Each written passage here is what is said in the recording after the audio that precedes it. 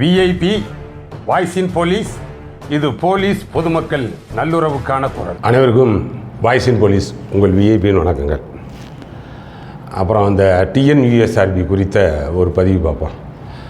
அதாவது கடந்த 3/10/2024 joint recruitment SI and SFO அதற்கு எடுத்த ரிசல்ட் 750 பேருக்கான ஃபைனல் ப்ரொவிஷனல் லிஸ்ட்டு ஒன்று வெளியாகிடுச்சு.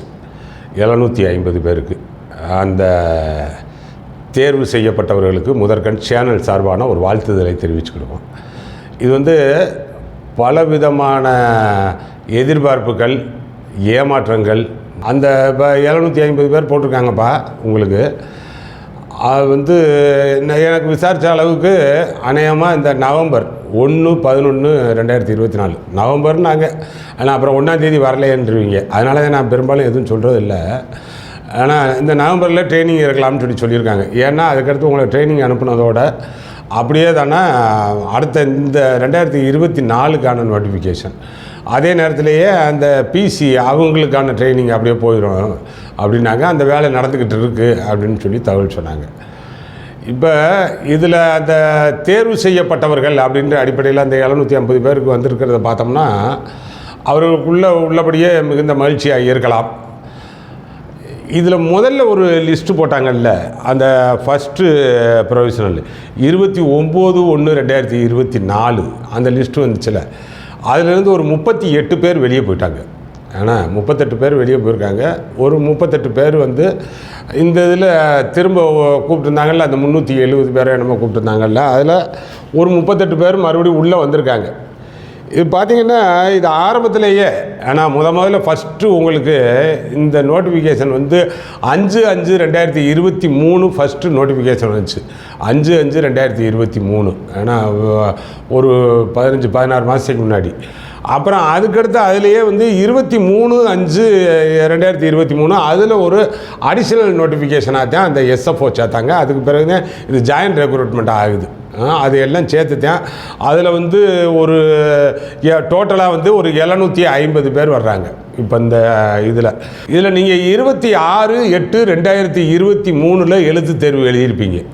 26/8/2023 எழுத்துத் தேர்வினுடைய ரிசல்ட்டை கரெக்டாக சொல்லி ஒரே மாதத்துலேயே அதற்கான ரிசல்ட்டு வெளியிட்டாங்க. அப்போயே நம்ம அப்ரிஷியேட் பண்ணால் பரவாயில்ல. எல்லாமே இந்த சீமா அகர்வால் மேடம் இருக்கிறது தான் இதற்குரிய காரணம், நல்லா பண்ணுறாங்க அப்படிலாம் சொல்லியிருந்தோம். இந்த ரிசல்ட்டை தொடர்ந்து 7/11/2023 ரிசல்ட்டு எப்படின்னா உங்களுக்கு 1:5 அப்படின்ற ரேஷியோவில் போட்டிருப்பாங்க.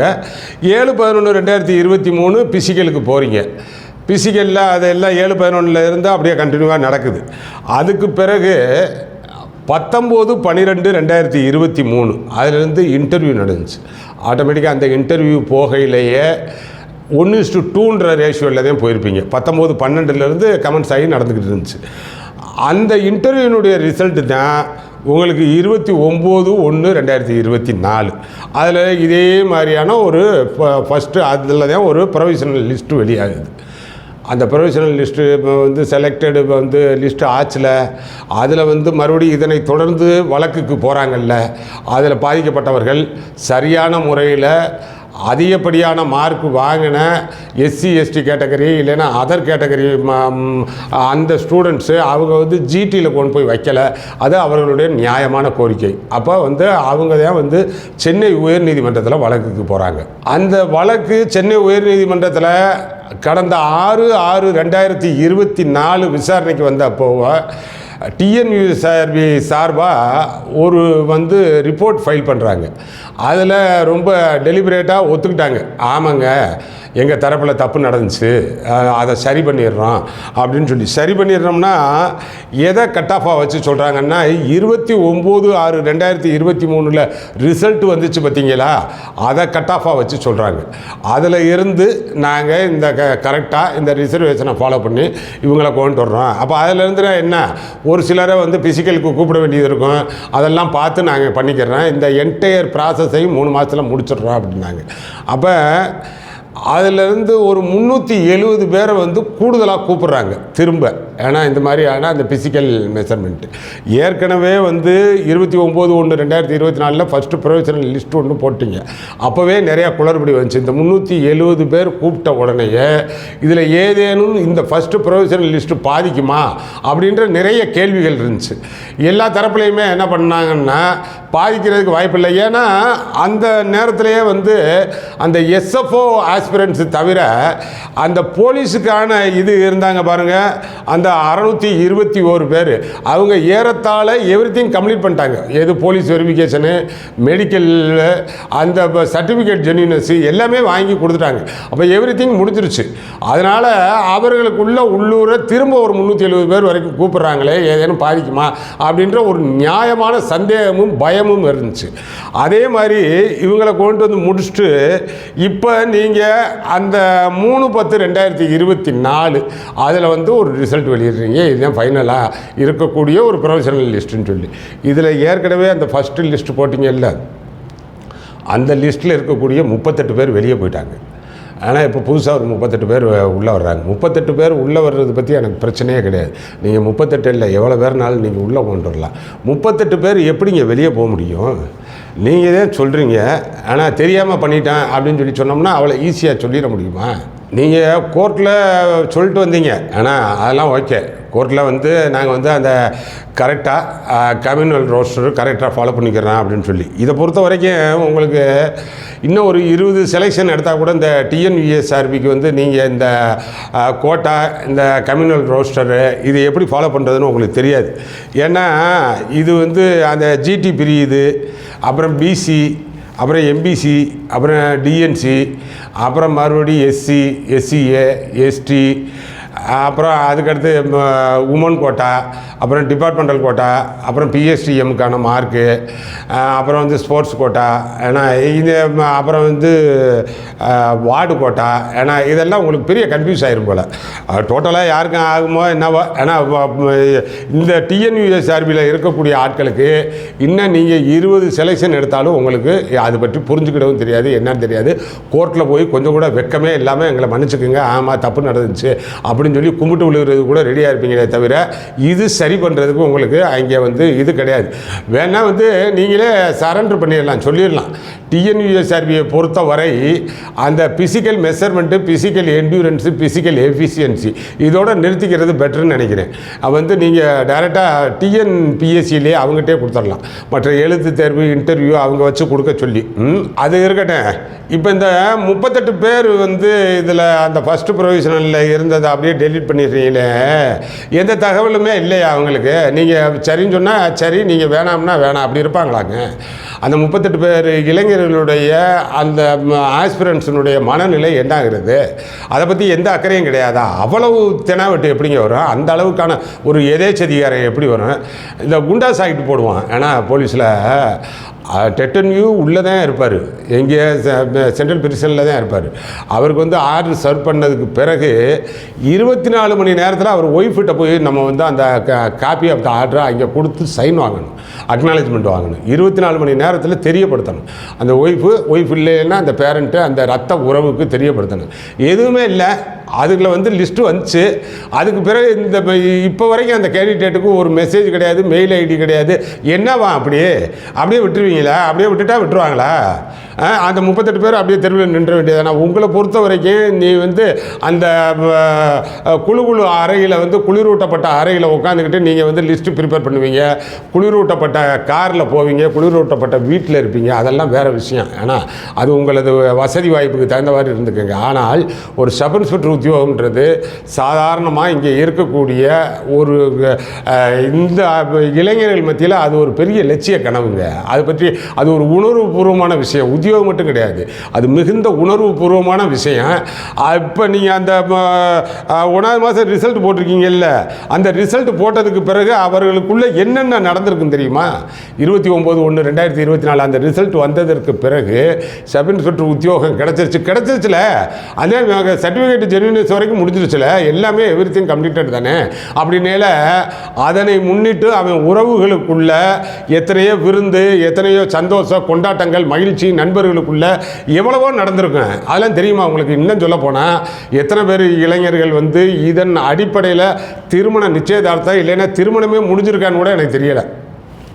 அதெல்லாம் பண்ணியிருப்பாங்க. வேலைக்காக தானே காத்துக்கிட்டு இருக்கான், வேலை கிடச்சிருச்சு, கன்ஃபார்ம் ஆயிடுச்சு, வேலைக்காகத்தான் திருமணம், வேலை திருமணம், இது ரெண்டு தானே இளைஞர்கள் வாழ்வில் இருக்கக்கூடிய மிகப்பெரிய பிரச்சனை. வேலை கிடச்சிருச்சு, திருமணம், அவளை நாங்கள் ஏற்கனவே காத்துக்கிட்டு தள்ளி போட்டுக்கிட்டே இருந்திருப்பான்ல, அதெல்லாம் வந்து நேரம் நிச்சயம் முடிஞ்சிருக்கும், திருமணமே கூட முடிஞ்சிருக்கலாம். ஏன்னா எனக்கு தெரியாது அந்த 38 பேரினுடைய தனிப்பட்ட வாழ்வியல் சூழல் பற்றி எனக்கு தெரியாது. ஆனால் பொதுவாக சொல்கிறேன், கோர்ட் ஒன்றும் சொல்லலையே, நீ இருக்கிறவனை வெளியேற்றுங்கலாம் ஒன்றும் சொல்லலையே. இப்போ நீங்கள் இப்போ ஃபஸ்ட்டு வந்து அந்த 5வது மாதம் தானே உங்களுக்கு இது டிஎன்யூஎஸ்ஆர்பிக்கு வந்து நீங்கள் ஃபஸ்ட்டு நோட்டிஃபிகேஷன் கொடுத்தது போன வருஷம். அதுக்கு பிறகு இப்போ வேகன்சியே இன்க்ரீஸ் ஆகலையா?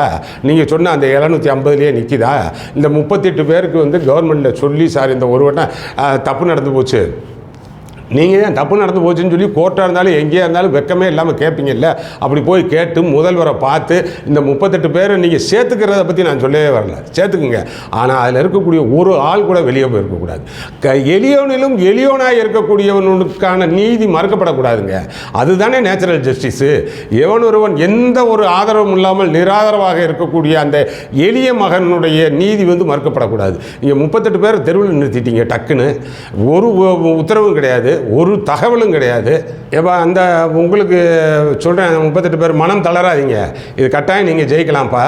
ஒரு 2 நாளைக்கு முன்னாடி கூட அந்த சுப்ரீம் கோர்ட்டு தீர்ப்பு ஒன்று, ஆனால் பீகார் ஒரு குடிநீர் வடிகால் வாரியம் அதனுடைய இன்ஜினியர்ஸ் அப்பாயின்மெண்ட்டில் வந்து அந்த போட்டு விட்ருக்கேன், அதில் பார்த்துக்குங்க, ஒரு பிடிஎஃப் ஒன்று இருக்கும், அந்த லிங்க்கு போட்டு விட்ருக்கேன். அதில் வந்து ரொம்ப தெளிவாக சொல்லுது, நீ விளையாட்டு நடந்துக்கிட்டு இருக்கையிலேயே பாதியில் எப்படியா ரூலை மாற்றுவ அப்படின்னு சொல்லிலாம் கேட்குது. ஆனால் அதே தான் இது, விளையாட்டு நடந்துக்கிட்டு இருக்கு, நீ விளையாட்டு நடந்துக்கிட்டு இருக்கையில் பாதியில் ரூல் மாற்றினேன்னு கூட சொல்ல முடியலை. இப்போ விளையாட்டு முடிஞ்சு ஜெயிச்சு கப்பு வாங்கணுன்ட்ட போய் பறிச்சுட்டு வர்றது மாதிரி இருக்குது. ஆனால் விளையாட்டே முடிஞ்சு ஜெயிச்சு கப்பு வாங்கிட்டு உட்காந்துருக்கிறாப்பில்ல, அந்த ஆள்கிட்ட கப்பை பறிச்சது மாதிரி இருக்குது. ஏன்னா இது எப்படி உங்களுக்கு கொஞ்சம் கூட மனசாட்சியை உறுத்தாதா? இது இந்த 38 பேருடைய வாழ்க்கை என்ன ஆகும்? நீ பாட்டுக்கு இஷ்டத்துக்கு அவனை டெலிட் பண்ணிட்டு நான் இவனை சேர்த்துட்டேன் அப்படின்னா அடேங்கப்பா, அப்படி ஒரு எதேச்சதிகாரம் எப்படிப்பா வரும்? இவர் என்ன எல்லாம் படித்தவங்க, உன்னை நம்பி வந்து கிரவுண்டில் இறங்கினவங்க தானே. அதனால் இது இந்த 38 பேர் இந்த கட்டத்தில் தான் நீங்கள் வாழ்வினுடைய மிக மிக முக்கியமான ஒரு சோதனையான களத்தில் நிற்கிறீங்க. ஆனால் நான் எவ்வளோ பார்த்தேன் கொண்டேன் அப்படின்ற மாதிரி இருந்துடக்கூடாது. உங்களுக்கு சொல்ல வேண்டியது அந்த ஏற்கனவே 750 பேர் செலக்டடு கேண்டிடேட்ஸு, அவங்களுக்கு வாழ்த்து சொல்லிட்டேன். அவங்க நீங்கள் வந்து உள்ளே போங்க, 1/11/2024 சில வந்து ட்ரைனிங் ஆரம்பிக்கிறதுக்கான வாய்ப்பு இருக்குது, பார்த்துக்குங்க. அதில் இருக்கக்கூடிய ஒரு ஆள் கூட வெளியே வரக்கூடாது. ஏன்னா அது இப்போ போய்க்கலாம். ஆனால் இந்த 38 பேர் வெளியே வர்றது பியூர்லி வந்து எகென்ஸ்ட் நேச்சுரல் ஜஸ்டிஸ். ஆனால் இயற்கை நீதிக்கு முரணானது. இது வந்து எளிய மகன் கேட்குறதுக்கு ஆள் யாரும் கிடையாது அப்படின்ற அதிகார திமிரில் பண்ணுறது. அதனால் இந்த டிஎன்யூஎஸ்ஆர்பிக்கு எதிராக ஒரு நல்ல சர்வீஸ் மேட்டர் பார்க்கக்கூடிய வந்து அந்த இதே கூட எடுத்துக்கோங்க. இது இப்போ தான் வந்து 2 நாளைக்கு முன்னாடி வந்து சுப்ரீம் கோர்ட் ஜட்ஜ்மெண்ட்டு, அதை நான் ஃபாலோ பண்ணிங்கன்னா அது அந்த சிமிலாரிட்டி இருக்குது. ஏன்னா நீங்கள் தேர்வு செய்யப்பட்ட நபர்களை அந்த மாதிரி விட்டுட்டு போக முடியாது. விட்டுட்டு போகணும்னா ஒரு ஆளுக்கு 1 கோடி ரூபா இழப்பீடு கொடுக்கணும். அந்த இவ்வளோ பெரிய தப்பு நடந்து போச்சுன்னு எப்போ பார்த்தாலும் ஒரு ரிப்போர்ட் ஃபைல் பண்ணுறேன், தப்பு நடந்தால் அவர்கள் மீது நடவடிக்கை எடுக்கணும்ல, அந்த இன்க்ளூடிங் சீமா அகர்வால் மேடம் உட்பட. ஆனால் நல்லது செய்யல தான் நல்லதுன்னு சொல்லுவோம். இப்படி 38 பேர் திராட்டில் நிறுத்திட்டு நடு ரோட்டில் விட்டு போயிட்டீங்கன்னா எப்படி சொல்ல முடியும்? அந்த அன்னைக்கு ரிசல்ட் வந்து போட்ட நேரத்தில் அவங்க தானே இருந்தாங்க, அவங்க தான் பொறுப்பு. அவர்கள் மீது எடுத்த நடவடிக்கை என்ன? ஒரு சாதாரண இப்போ கள்ளக்குறிச்சி கள்ளச்சாராய சாவு அப்படின்னு சொல்லி சொன்னோம்னா இறந்தவன் ஒரு பக்கம் இறந்து போயிட்டா, அங்கே இருக்கக்கூடிய போலீஸ் அதிகாரி அதை கட்டுப்படுத்த தவறியதற்கு நடவடிக்கை எடுக்கிறோம்ல, அதுதானே நடவடிக்கை. அதே தான் இங்கே. நீ பாட்டுக்கு வந்து 38 பேர் வந்து வெளியேற்றிட்ட அப்படின்னு சொல்லி சொல்லணும்னா அந்த இதற்கு பொறுப்பேற்றுக்கிட்டவன் யார்? 38 பேர் வந்து வெளியேற்றப்பட்டதற்கு இப்போ புதிதாக உள்ளே வர்றதுக்கு இந்த தவறு நடந்ததுக்கு எந்த அதிகாரி பொறுப்பேற்றுக்கிறது? அதில் இருக்கக்கூடிய என்டையர் டீமு அப்படியே வந்து அவர்கள் மீது வழக்கு தொடுக்கணும், அவங்களை வந்து சஸ்பெண்ட் பண்ணணும், தொடர்ந்து வந்து டிஸ்மிஸே பண்ணிடலாம். ஆனால் அவர்கள்ட்ட ஒரு இழப்பீடு வாங்கி இவர்களை வேலைக்கும் சேர்க்கணும். இந்த 38 பேரை வந்து அவங்க வந்து கோர்ட்டில் ஆனால் நல்ல ஆர்டர் வாங்கலாம், வேலைக்கும் சேர்க்கணும்.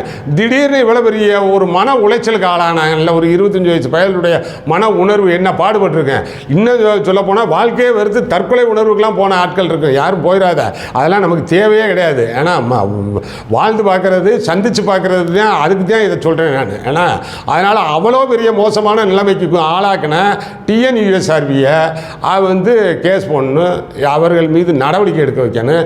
இந்த மாணவர்களுக்கு உள்ளே கொண்டு வர்றதுக்கான ஒரு உத்தரவு வாங்கணும். ட்ரைனிங் நடந்துக்கிட்டு இருக்கையில் கூட வரும்பா, இதே பேட்ச்லேயே நீங்கள் சேர்ந்துடலாம், ஒன்றும் பிரச்சனை இல்லை. அந்த வலிமையான போராட்ட உணர்வு இருக்கணும், அதுக்கு தான் இதை சொல்கிறேன். ஆனால் அதனால் பார்ப்போம். நம்ம சேனல் இன்னும் சப்ஸ்கிரைப் பண்ணாமல் இருந்தால் சப்ஸ்கிரைப் பண்ணுங்கள். அடுத்தடுத்த பதிவுகளில் நல்ல பதிவுகளில் பார்ப்போம். வணக்கம்.